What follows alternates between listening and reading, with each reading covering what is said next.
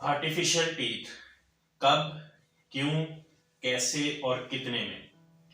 3 patients का मैं आपको बताता हूँ जो सामने वाले दांत उनके मिसिंग है, निकले हुए हैं, वो आते हैं। तो एक को हम पार्शियल डेंचर लगा देते हैं, किसी के लिए हम जरकोनिया का या पीएफएम का ब्रिज एक बनाया है वो लगा देते हैं, और एक पेशेंट है उनको इम्प्लांट लगाया जाता है।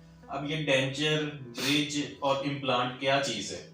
ये बेसिकली ऑप्शंस हैं उन चीजों के कि अगर हमारे दांत मिसिंग है, कोई निकालना पड़ गया, तो उसको रिप्लेस करने के लिए हम क्या करेंगे। अच्छा, तीनों किस्म के जो दांत लगाए गए हैं वो खाना चबाने में भी मदद करते हैं, जो स्माइल एस्थेटिक्स है उसको भी बेहतर बनाते हैं, जो नुकसान होने थे दांत ना होने की वजह से उसको भी वो रिकवर कर रहे हैं। पहली चीज तो ये है कि दांत को बचाया जाता है। अगर कीड़ा लग गया है या कोई टूट गया है तो बेहतर ये होता है कि कुदरती दांत को अपनी असल हालत में बचा लिया जाए। अगर हमारे पास ऑप्शन नहीं है, दांत निकालना ही पड़ना है, तो उसको लगाना भी जरूरी है।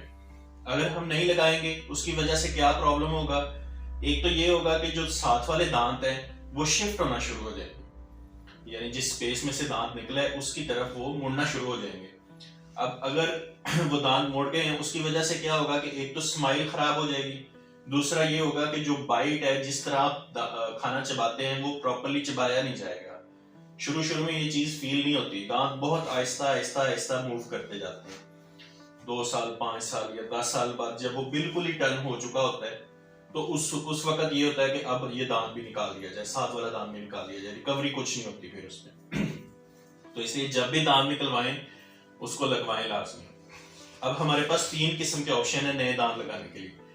एक चीज है कि रिमूवेबल डेंचर, जो उतारने चढ़ाने वाले दांत होते हैं, मतलब पेशेंट खुद ही उसको उतार सकते हैं और खुद ही उसको लगा सकते हैं।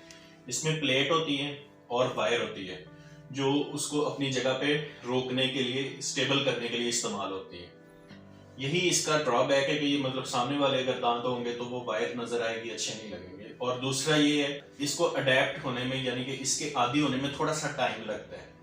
लेकिन सबसे जो अच्छी चीज है, सबसे सस्ते तरीन दांत है, ये वाली जो ऑप्शन है ये सबसे सस्ते हैं, इकोनॉमिकल है।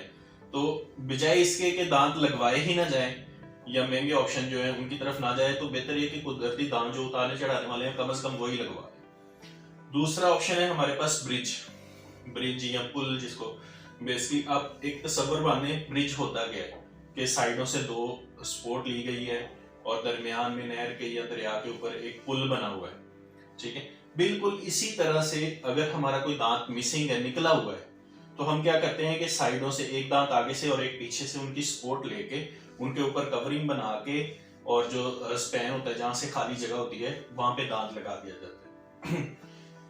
इसमें किसी किस्म की कोई वायर नहीं होती, कोई प्लेट नहीं होती। इसकी अच्छी चीज ये है कि ये बिल्कुल इसी तरह लगते हैं जिस तरह कुदरती दांत होते हैं, ठीक है।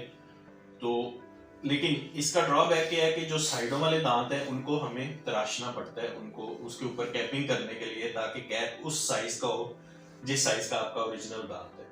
उसके लिए उसको थोड़ा थोड़ा तराश दिया जाता है, फिर उसके ऊपर कैपिंग कर दी जाती है। रिमूवेबल डेंचर से ये थोड़ा सा कॉस्टली है, लेकिन अच्छी चीज ये है कि हमें उतारना नहीं पड़ता, खुद नहीं उतार सकते। अगर डेंटिस्ट के पास आप जाएंगे, कोई खुदा न खास्ता प्रॉब्लम होती है तो वो उतार नहीं सकते।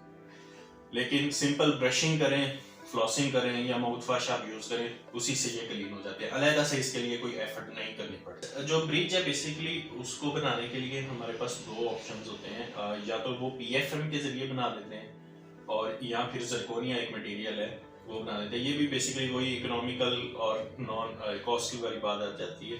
पीएफएम जो है पोर्सलिन और मेटल जो होता है इसको मिला के बनाया जाता है, जबकि जरकोनिया एक सिंगल पीस होता है जिसमें पूरे का पूरा दांत बना दिया जाता है। ये थोड़ा सा कॉस्टली होता है। अच्छा, इसमें जो तीसरी चीज है कि अगर हम अपने चाहते हैं कि दांत भी फिक्स लगे और साइडों वाले दांत जो है उनको ग्राइंड भी ना किया जाए, छोटा भी ना किया जाए, अपनी ओरिजिनल हालत में रहे, तो उसमें फिर आता है कि डेंटल इम्प्लांट। बेसिकली हम इसको आर्टिफिशियल टीथ का एक सुपर हीरो कह सकते हैं कि बिल्कुल इसकी नेचुरल जो अपीयरेंस है वो भी होती है और जो साथ वाले दांत हैं वो भी अपनी जगह पे कायम रहते हैं। इसमें होता क्या है कि एक स्क्रू होता है टाइटेनियम का जो हड्डी के अंदर, जा बोन के अंदर लगा दिया जाता है। टाइम इंतजार करते हैं 3 माह का। उसमें क्या होता है कि ऑस्टियो इंटीग्रेशन एक प्रोसेस है जिसमें जो इम्प्लांट है वो हड्डी के साथ जम हो जाता है, कह लें कि बिल्कुल उसके साथ जुड़ जाता है, उसका हिस्सा बन जाता है, आम जुबान में अगर कह लें। उसके बाद उसके ऊपर जो नया दांत हम लगा देते हैं, ऊपर से दोबारा उसको ओपन करके तो दांत उसके अंदर फिट कर दिया जाता है। इसे हम डेंटल इम्प्लांट कहते हैं। इम्प्लांट बेसिकली वो स्क्रू है जो हड्डी के अंदर लगाया जाता है। ऊपर जो दांत बनाया जाता है वो उसी तरह से जिस तरह ब्रिज में हम पीएफएम का बनवा सकते हैं या जरकोनिया का बनवा सकते हैं, दोनों ही ऑप्शन होते हैं जिसमें भी हम चाहें। इसमें एक चीज ये भी है कि अगर हम सिंगल दांत रिप्लेस करना चाहते हैं, मतलब एक दांत मिसिंग है तो एक ही लगाया जाएगा, और अगर पूरे सारे के सारे दांत मिसिंग है तो भी हम इसमें फिर इम्प्लांट के जरिए सारे दांत या मल्टीपल टीथ जो है वो लगवाए जा सकते हैं। सुपर हीरो इसको इसलिए कह सकते हैं कि ये बेसिकली बिल्कुल अपीयरेंस वही देता है जो हमारी नेचुरल टूथ की होती है। हम इसको डिफरेंशिएट ही नहीं कर सकते कि ये इम्प्लांट लगा हुआ है या कुदरती दांत है, ठीक है। इसलिए इसकी एक बहुत ज्यादा कह लेंगे डिमांड है। जो ड्रॉबैक है वो ये है कि हम कह सकते हैं ये थोड़ा कॉस्टली है, नई चीज है, न्यू टेक्नोलॉजी है, इसलिए थोड़ा सा कॉस्टली है। तो आपने देखा कि बेसिकली दांत जो है आर्टिफिशियल टीथ है उसमें मल्टीपल ऑप्शन, हम जो मेन चीज है सिर्फ स्माइल को बेहतर नहीं किया जाता। अक्सर कहते हैं कि जी पीछे दाढ़ें होती नहीं है और पेशेंट आते हैं कि जी आप सामने वाले दांत सिर्फ लगा दें, ऐसा नहीं हो सकता।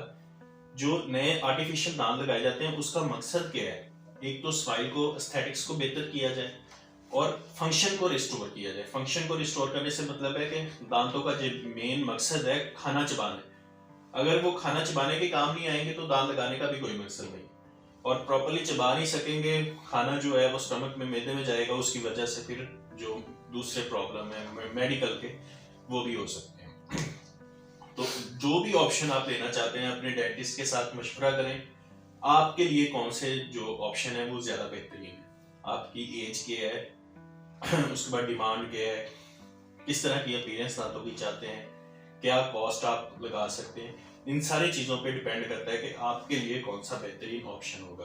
तो अगर कभी दांत आपने निकलवा दिया है या निकलवाने का सोच रहे हैं तो लाजमी तौर पर नए दांत लाजमी, यही 3 ऑप्शंस हैं नए दांत लगा। अगर कोई कहता है जी ये तार या प्लेट वाला दांत है तो हम इसको फिक्स कर देते हैं कोई मसाला लगा के, तो ये सारी चीजें नुकसानदेह हैं। जिस दांत में भी तार या कोई प्लेट होगी वो हमेशा रिमूवेबल दांत होगा, उतारने चढ़ाने वाला दांत होगा, उसमें किसी किस्म का कोई मसाला लगा के जी तालू के साथ फिक्स कर दे, ये सब चीजें नुकसानदेह। अगर फिक्स दांतों की तरफ आएंगे उसमें 2 ही ऑप्शंस हैं, या डेंटल ब्रिज या डेंटल इम्प्लांट है। अपना बहुत सा ख्याल रखिएगा, नेक्स्ट वीडियो में मिलेंगे। अगर आपको वीडियो पसंद आई हो तो इसको लाइक करें, सब्सक्राइब करें और दूसरों तक शेयर करें।